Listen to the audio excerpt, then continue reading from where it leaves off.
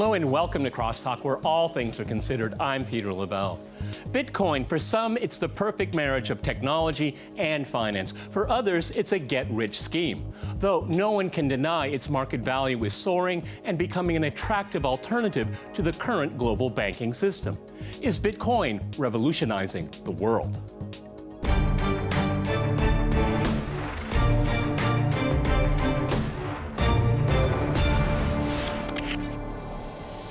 Cross-talking Bitcoin, I'm joined by my guest, Mitch Firestein in New York. He is a fund manager and author of the book Planet Ponzi. In Atlantic, we have Jeffrey Tucker. He is director of content for the Foundation for Economic Education. And in Cambridge, we cross to Garrick Heilman. He is a research fellow at the University of Cambridge. All right, gentlemen, crosstalk rules in effect. That means you can jump in anytime you want, and I always appreciate it. Gary, let me go to you first in Cambridge. Explain what is going on with Bitcoin. I mean, I'm of the age, and I used to work in finance. I can remember the dot-com bubble and then its meltdown here. Not being very well versed in Bitcoin, what is going on here? Is this just speculation, or is this the new shiny, radiant future? Go ahead in Cambridge. Right. Well, I think a little bit of both, to be honest. And certainly we've seen, some aspects of this story before, as you mentioned. After the dot-com bubble exploded in 2000, 2001, there were a number of winners that emerged from that era, and a number of new companies that were born after that have done quite well. Bitcoin has already been declared dead several times. In 2011, Wired wrote an article saying the rise and fall of Bitcoin. We saw the crash in 2014, yet it keeps coming back. So it wouldn't surprise me if we have another crash, maybe a few more in front of us. But it does seem that there's something important happening here with regards to the future of finance, the future of money. Yeah, well, at least for a small number of people, they become, at least, I guess, technically in the cloud somewhere, fabulously rich. It's really an amazing story. Jeffrey, I mean, Garrett called this, I think, in an article, a minor miracle. Would you use the word miracle here? Let me go to Jeffrey in Atlantic. Yeah, I read that article, and I appreciate that term, actually. It kind of is. Nobody ever thought anything like this was possible before 2008, before the white paper of October 2008. We didn't really have the means to do what the blockchain does today. Just for background, the blockchain is the real underlying technology of Bitcoin and the real reason for its value. Bitcoin is just an expression of that technological value. And blockchain allows us to do something we've always wanted to do since the ancient world, but never had the ability to do it. But thanks to these distributed networks and cryptography, we can do it now.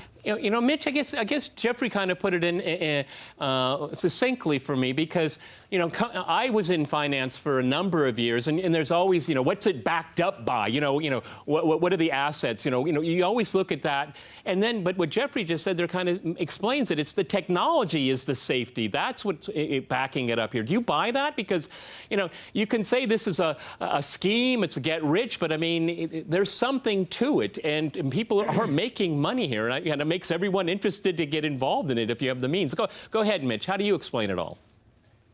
Well, I mean, we need perspective, I think. Bitcoin has come about in a time where the central banks, reckless central bank policy around the world has distorted every market, and too much credit, too much debt, and too much leverage have created instability in the financial markets. So we need to add perspective. So we need to look at risk versus reward with Bitcoin and the Bitcoin trade. So Bitcoin has gigantic volatility. You're seeing 30% moves either way in a day, or 40% moves. So it's not for the faint of heart. So, my perspective from an investor and being in the banking community internationally for 38 years, you look at the iconic figures like Jamie Dimon, who said it's a Ponzi scheme and it's going to zero. Right. He's totally wrong, but the establishment banks and the way that the fractional banking system works, people want to escape from that. People want to escape from the establishment. But what we've got going on here, just to be clear, is we've got inflation in every asset class. Stocks are trading at stratospheric valuations. Apple has a market cap eclipsing $1 trillion. Facebook at $600 billion. So if you look yesterday, if you look recently, you saw a pullback in the NASDAQ, the FANG stocks, Facebook, Apple, and all the technology issues. They lost $60 billion in market cap in a day, where the market cap of Bitcoin is around $160 billion. So on a relative basis, it's a much smaller move, and it's a very emerging market. So I think we've got to look at where we are. And it's an alternative asset class. I mean, you're looking at art. A Leonardo da Vinci painting traded at $450 million. Right. So, I mean, we need to put it into the proper historical perspective. Now, stocks are way overvalued, so are bonds, and so is property. So people are looking to get out of the dollar system, and I happen to agree you need to diversify, but I think you should also get some precious metals, gold and silver, which have been currencies for 6,000 years. The dollar is backed by fundamentally nothing. Nothing. Okay, let me go back to Cambridge. I mean, there's a lot of people are saying that large investors are getting interested in Bitcoin. Is that distorting the price? Because they have the deep pockets at this price level to get into the market. Is there something behind that there? You know, because having been in finance, I mean, this is speculation. Okay, I mean, people are not buying on facts; they're buying on speculation right now. Go ahead, Garrett, in Cambridge. Right. I think certainly the hedge funds, the big whales that are coming in, the billionaires we read about, you know, are certainly influencing the price direction. But I think there's still a lot of money on the sidelines. I was at a hedge fund conference recently, and less than 20% of the funds in the room, and there were some pretty big funds in the room, have taken a step into this space. And I think the ones that have, a lot of them have done so as individuals rather than putting their funds in, because you know, it's still very difficult to short Bitcoin. Yep. There's major counterparty risk. A lot of the exchanges, cryptocurrency exchanges, won't do things like reveal their financials, their audited financials to funds. So things that, you know, hedge funds are used to having in typical markets they trade in are not in place yet here, but they're coming. If CME, NASDAQ do come into the market with futures platforms, you know, if things like ETFs and, you know, other things roll out, bring more regulation to the space, then I think you will see even more hedge funds come in, and the price, you know, could go either way, frankly. I think the investment playing field has been a bit lopsided in favor of the bulls, and that could level. And a lot of the hedge fund guys aren't passionate about crypto, and frankly, they would probably, I think from a psychological perspective, prefer to make money if Bitcoin crashes on the way down than going up. That would certainly help them rationalize their lateness to the market. You know, Jeffrey, it's very interesting is that I think one of the interesting phenomena about Bitcoin is its lack of regulation, and going back what Mitch had to say here. And we have to remember this phenomenon came into being after the financial crisis of 2008, which the banks were responsible for. And so is this an element of that here? Because that the freedom of here, go ahead, jump in, go ahead. Yeah, no, there certainly is. I think of the success of Bitcoin is in part attributable to the fact that it has not been managed from the center. It's not been regulated, and that allows a lot of innovation and for people to try out things. You know, you want to talk about market caps. You can talk about 150 billion for Bitcoin, but really you have to look at the whole class of crypto assets right now. And you're looking at, last I checked, it was about 350 billion once you include all the various tokenized blockchains that are out there, all the various Ethereum applications, the various altcoins, and we're just beginning to see these. We're going to see things coming up within the next year, like these Lightning networks that are going to be used for small transactions, that are going to fix the prevailing problems that exist in Bitcoin, which is that the networks are vastly clogged right now. It's very expensive to send and receive Bitcoin. It's growing so hard, so fast that it's almost become unusable just by itself for regular small transactions. That's the reason investors are looking for things like hedge funds. Yeah, that's the reason why I never really got into it, because it's just not easy to move around. At least I'm not adept at doing those kind of things here. You know, Mitch, other people are saying that this whole thing with Bitcoin, it's really just an investment. It's not really a mechanism to buy and sell. It is to park your money somewhere and leave it there because you don't trust the banks. I mean, for it to be really universal, you have to be able to use your wallet, as they call it, and buy things and sell things. It's not that easy to do. It's not widely accepted, although many more innovative people do say they accept it. Go ahead, Mitch. Yeah, it's part of a diversification strategy where you'd have some Bitcoin and just sit on it and not worry about what your basis was, and whatever the losses are, you're going to eat the losses, and if you get a profit out of it, fine.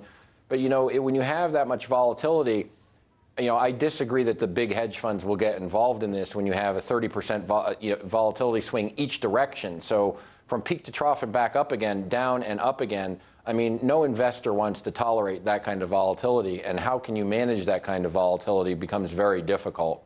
So are the hedge funds and the banks going to jump in head first up at these levels? Probably not. If we get a bit more stability into these markets, you'll see more investment. But also, from that risk-reward perspective, you've also got to keep in mind that this is a non-regulated market. That's the attractiveness from people. Right. But governments have overreached, like we're seeing in the media right now. The deep state runs America. They're trying to rewrite history here with these statue wars, and that's always a dangerous time. So if too many people get on the Bitcoin train and get on the crypto train, the government could come in one day and say it's illegal in this country, we're cracking down on everybody. Because right now when you open up an account, they demand the KYC, know your customer information, and they will, when it becomes bigger, they will try to regulate it and they will try to control it. It's difficult for the government to let anything come out of its grasp. The Federal Reserve prints willy-nilly trillions and trillions of dollars since we went off the gold standard, backed by nothing. Now this is a Ponzi scheme. The government, and that's what my book is about, the government debt globally is a Ponzi scheme. The governments can never repay this debt, and we're about to hit a wall. So should people invest in alternative asset classes? Absolutely. Is a Leonardo da Vinci painting worth $500 million? Is an apartment in Midtown Manhattan worth $600 million? I would argue no, it's not. I would agree. Tuition prices from when I went to university have gone up 2,000%. Yep. Where real wages since the 1980s are flat. Right. So how does that work out? When I got out of school, I could have bought a two-bedroom apartment on Park Avenue let me jump in here. $750,000. Gentlemen, I have to go to a $7 million. break, and after that short break, we'll continue our discussion on Bitcoin. Stay with RT.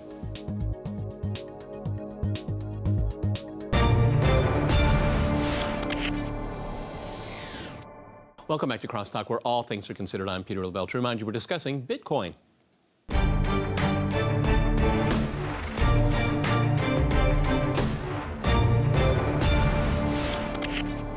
Garrett, let me go back to you in Cambridge. While it is a fascinating concept, these cryptocurrencies, there is the concern of accountability. Illegal drugs, arms, and other kinds of illegal activity can stay under the radar of the authorities. I mean, I think that's a kind of a downside. Also, when people talk about it as being a new fiat currency one day, I mean, people are buying big ticket items because they are avoiding taxation and things like that.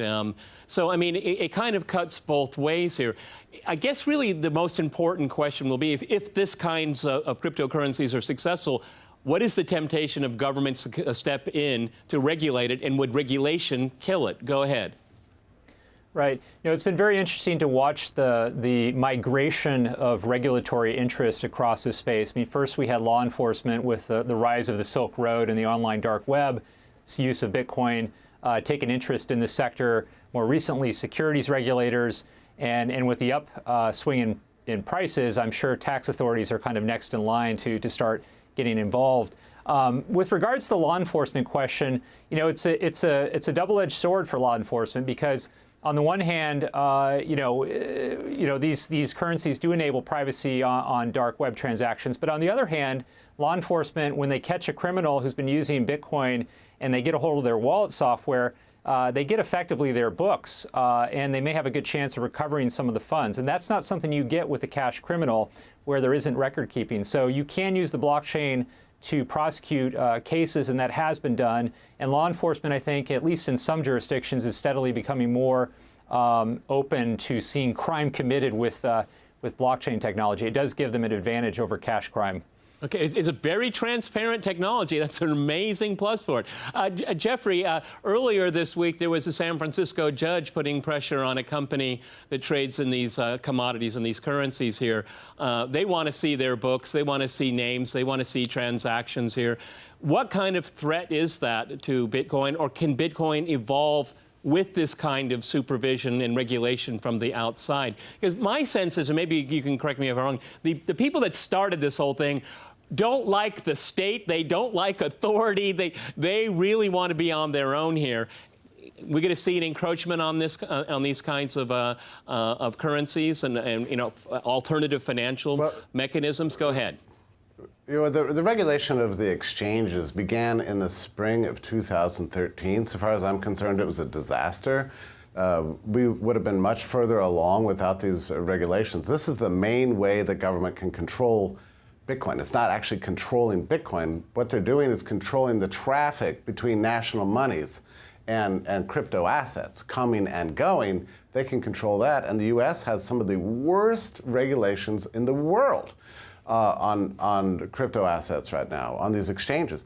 Well, I mean, why is that? You know, Jeffrey, why is that? These markets are global. Why is that? Why is that situation exist in the U.S.? Well, because the regulators are trying to force a modern digital technology into an analog, old world style regulatory framework, and it's not working. And all it's doing is driving the innovation out of this country into other places. You know, you can buy Bitcoin much easier in a place like Israel than you can in the United States or in Brazil. You know, I've been to exchanges all over the world. Most of them are very free and easy, and there's a lot of entrepreneurship there. In the U.S., it's all about command and control. It's a huge mistake for American regulators to be taking this direction because they're just going to drive the innovation and the capital outside the borders. Bitcoin and crypto assets in general are global technologies. They don't care about the nation state. Okay, Mitch, you know, address that issue there because, I mean, the almighty dollar, it's a threat to, you know, Bitcoin and all these other things are a threat to the global domination of the dollar. It's obviously something the U.S. doesn't want to have happen. Right. I mean, we're talking about U.S. dollar hegemony. And, you know, my view is the days of U.S. dollar hegemony are very limited. Look, before the United States became the reserve currency, I think in 1913, when they created the Federal Reserve, which is a disaster that should be shuttered, the British sterling was the reserve currency of the world for 300 years. Now, was the United States responsible with the petrodollar and going off the gold standard in the Nixon era? I would argue no. I would argue that this has caused market distortion. I would argue that the central bank policies in the last 10 years have been more destructive than the good that they've provided, because I don't see that we've created growth for the trillions of dollars in debt that we've created. Now, as we saw in the last administration in Washington, big government is in right now. So our government is gargantuan, and they want overreach with everything in every part of people's lives in America. And to do that, if you get an iron fist on the banking system and make people take away cash, like one of the professors at Harvard wrote a book to get rid of all cash, make people put their money into the bank. This is a very dangerous thing. That's why people are migrating to other platforms.